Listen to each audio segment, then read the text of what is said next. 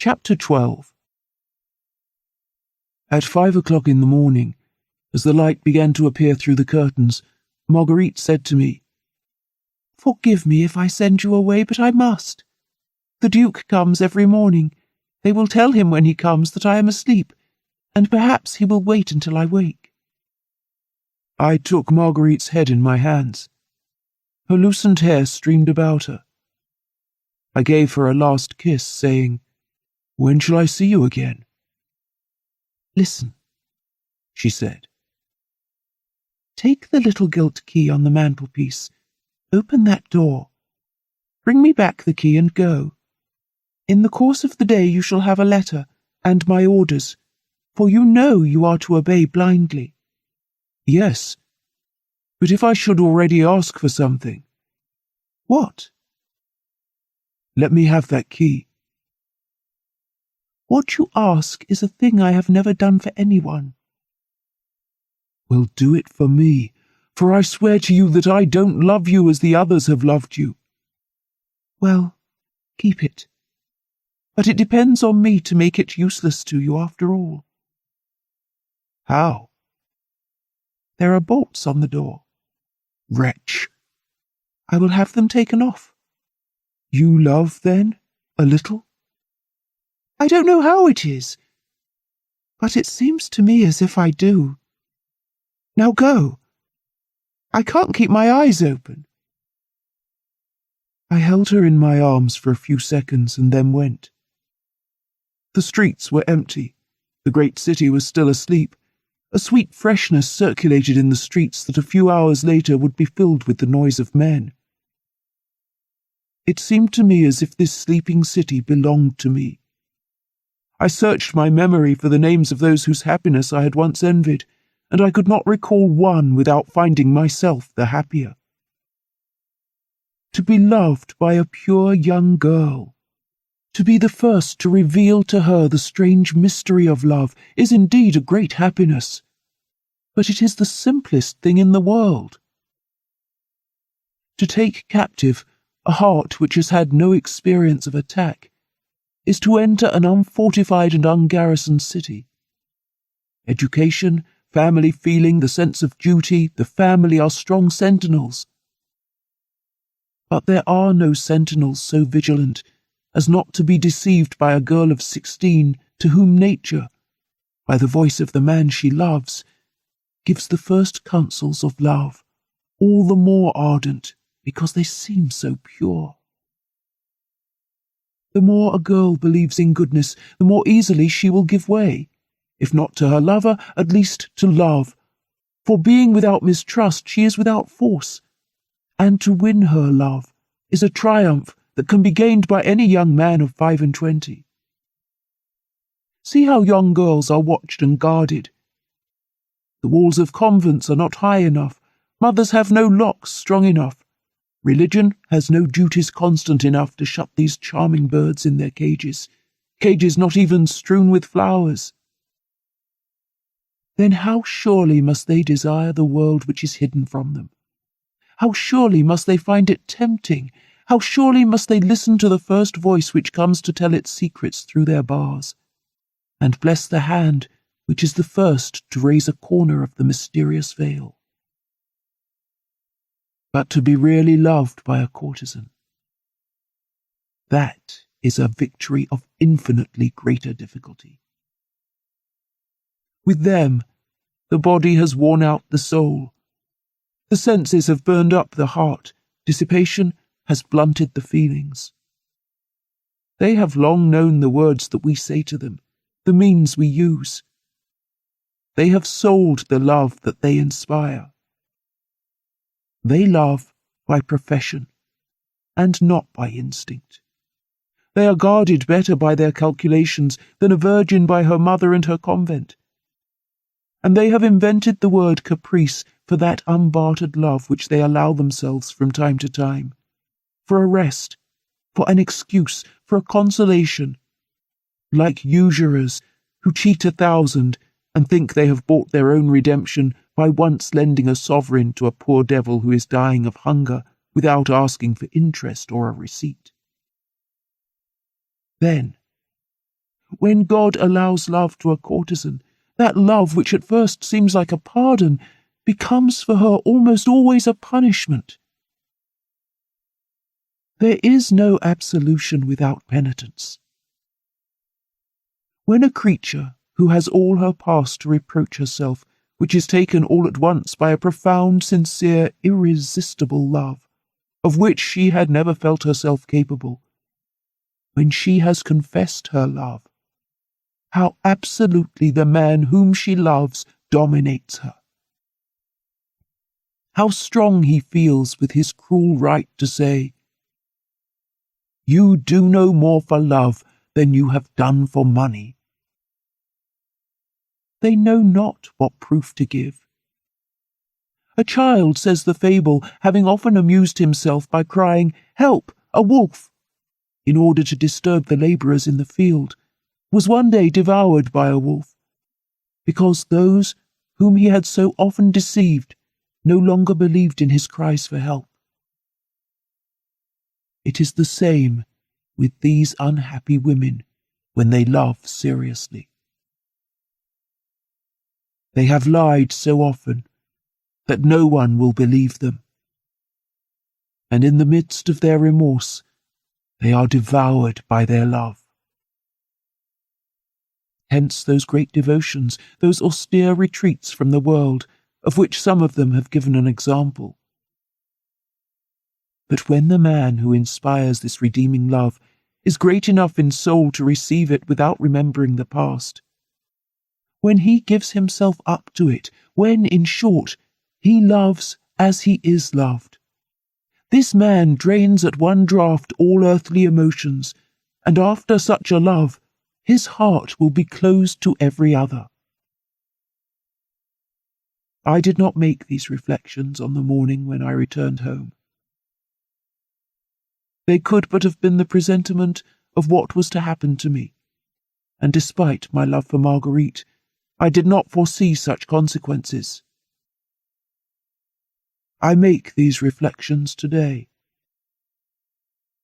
Now that all is irrevocably ended, they arise naturally out of what has taken place. But to return to the first day of my liaison. When I reached home, I was in a state of mad gaiety.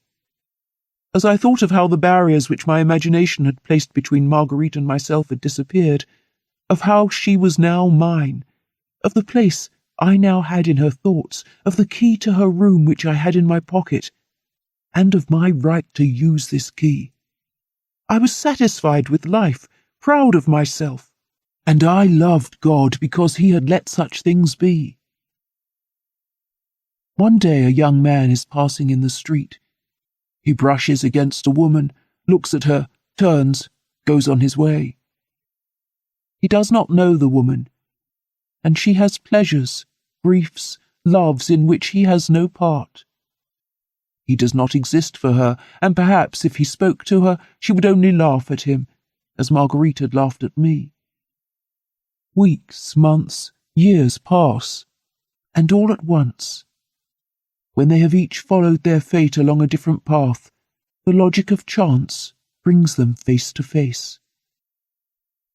The woman becomes the man's mistress and loves him. How? Why? Their two existences are henceforth one. They have scarcely begun to know one another, when it seems as if they had known one another always, and all that had gone before is wiped out from the memory of the two lovers. It is curious, one must admit. As for me, I no longer remembered how I had lived before that night. My whole being was exalted into joy at the memory of the words we had exchanged during that first night. Either Marguerite was very clever in deception, or she had conceived for me one of those sudden passions which are revealed in the first kiss, and which die, often enough, as suddenly as they were born.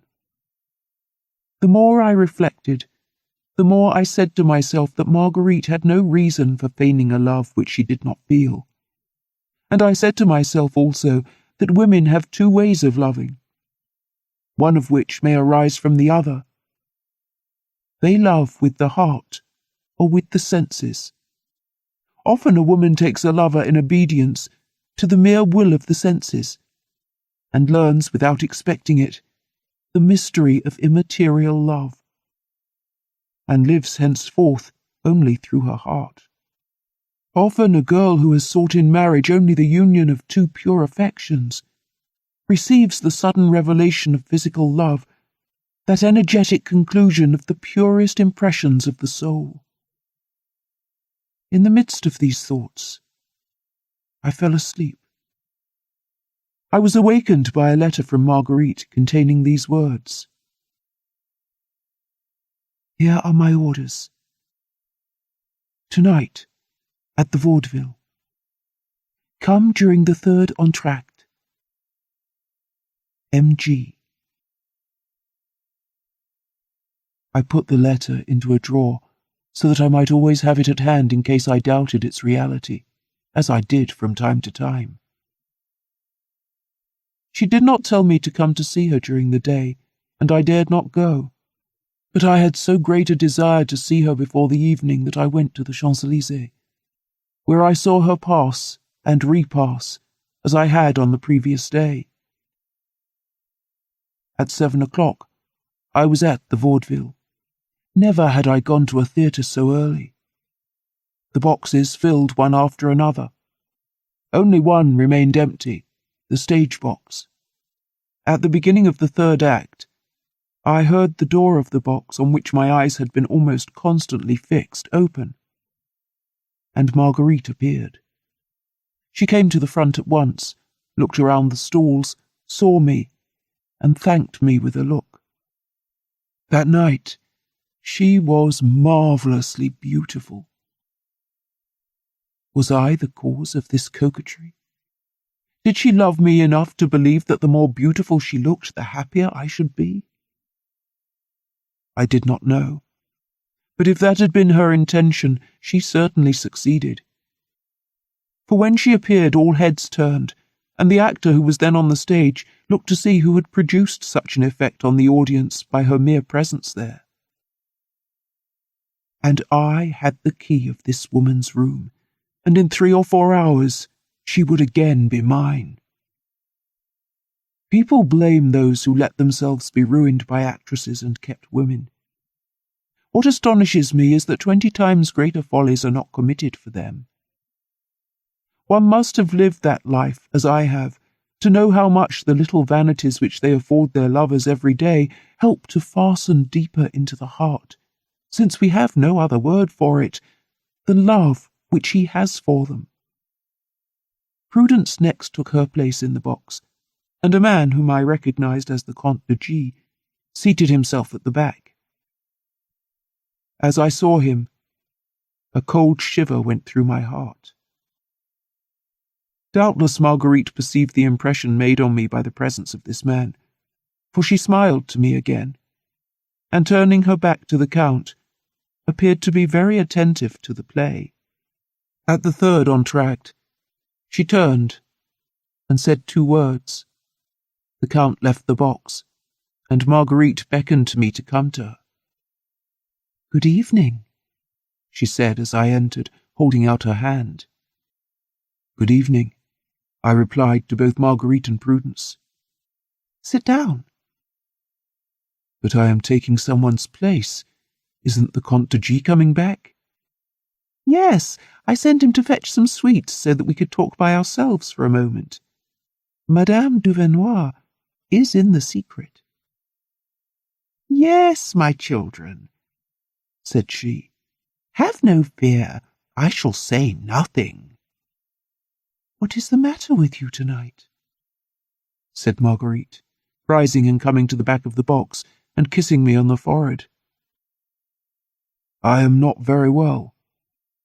"You should go to bed," she replied, with that ironical air which went so well with her delicate and witty face. "Where?" "At home." "You know that I shouldn't be able to sleep there." "Well, then, it won't do for you to come and be pettish here because you have seen a man in my box." "It is not for that reason." "Yes, it is. I know. and you are wrong, so let us say no more about it. You will go back with Prudence after the theatre, and you will stay there till I call.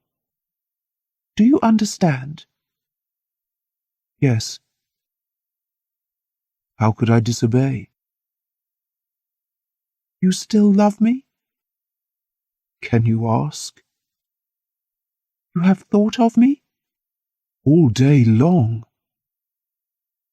"Do you know that I am really afraid that I shall get very fond of you? Ask Prudence." "Ah," said she, "it is amazing." "Now you must go back to your seat. The Count will be coming back, and there is nothing to be gained by his finding you here." "Why?" "Because you don't like seeing him." "No. Only if you had told me that you wanted to come to the vaudeville tonight, I could have got this box for you as well as he." "Unfortunately, he got it for me without my asking him, and he asked me to go with him. You know well enough that I couldn't refuse. All I could do was to write and tell you where I was going, so that you could see me, and because I wanted to see you myself. But since this is the way you thanked me, I shall profit by the lesson." "I was wrong. Forgive me." "Well and good.